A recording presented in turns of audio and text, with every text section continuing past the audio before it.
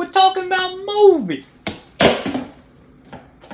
I have been extremely critical of Disney's handling of Star Wars. The sequel trilogy was a disaster. The subsequent Disney Plus shows have left much to be desired. But out of the ashes, a glimmer of hope, Dave Filoni. The protege of George Lucas, Disney tried their best to wipe away anything associated with George Lucas after the sale, but Dave remained. And like that $800 Ultimate Collector's Series Lego Venator in your Amazon wishlist, he slowly made his way through the ranks and is now in full control of your wallet and Lucasfilm. Dave has the one thing that is lacking at Lucasfilm: vision.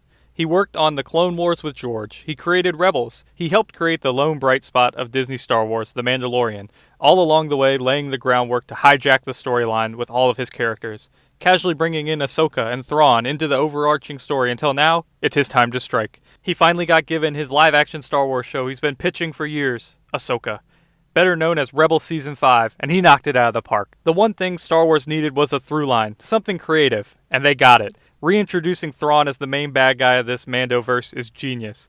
This should have been the sequel trilogy, honestly. There is no rhyme or reason for the First Order other than they are just like the Empire. They have the TIE Fighters, they have Stormtroopers. It's all the same, it's just a little bit different.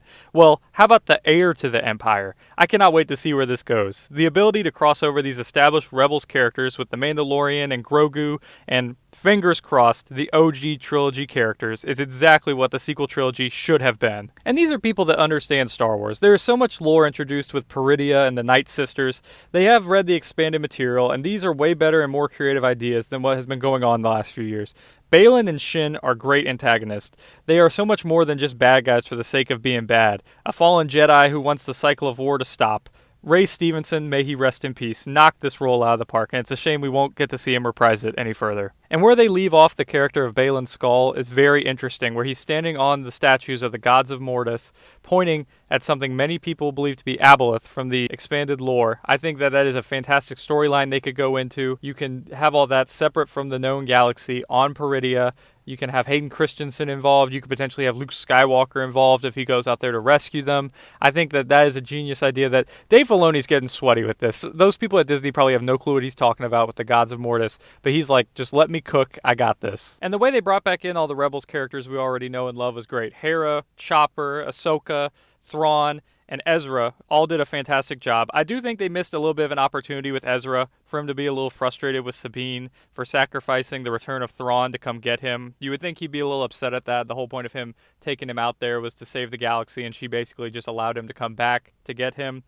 They kind of brushed past that a little bit. They also did the same thing again where someone gets stabbed through the stomach and is okay as Qui-Gon screams at the TV screen from the audience. But the prequel fan in me would be ashamed if I didn't bring up and discuss the greatest Star Wars moment since the return of Luke Skywalker in The Mandalorian Season 2. Anakin Skywalker, Hayden Christensen. His performance was great. This was a fantastic addition to the show. We got Clone Wars flashbacks and a final lesson for his apprentice. He has mastered the dark side and the light. He shows up as a Force ghost at the end, implying he will have more involvement in the next chapter of this story, whether it be in Ahsoka Season 2 or the already announced Dave Filoni Mando crossover-verse movie.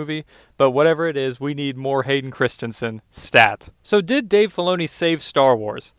I think this is the start of it. This is the storyline they need to follow. This is what Star Wars fans want. I don't care about the Acolyte or Skeleton Crew or the Rey movie.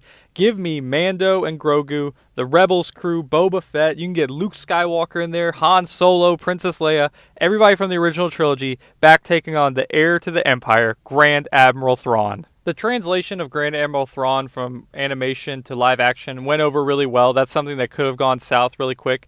But the guy that played him, Lars Mikkelsen, I thought did a great job. As he's in league with the Night Sisters, he probably doesn't love the idea of getting in league with the dark magic to try to get out of there, but it's kind of the situation he's gotten put in. But now he's finally gotten out of the galaxy, and he can wreak havoc on the Dave Filoni Mandoverse. We can get some crossovers and some team-ups. And I think this is just a genius idea. I think that this is what they should have done in the sequel trilogy. Instead of the First Order, instead of Kylo Ren, you can bring back the biggest threat of the pre-existing Empire, Grand Admiral Thrawn. Thanks for checking out my video. If you like Marvel and Star Wars content, feel free to subscribe, help the channel grow, and I'll be back soon with another video. Thanks for watching.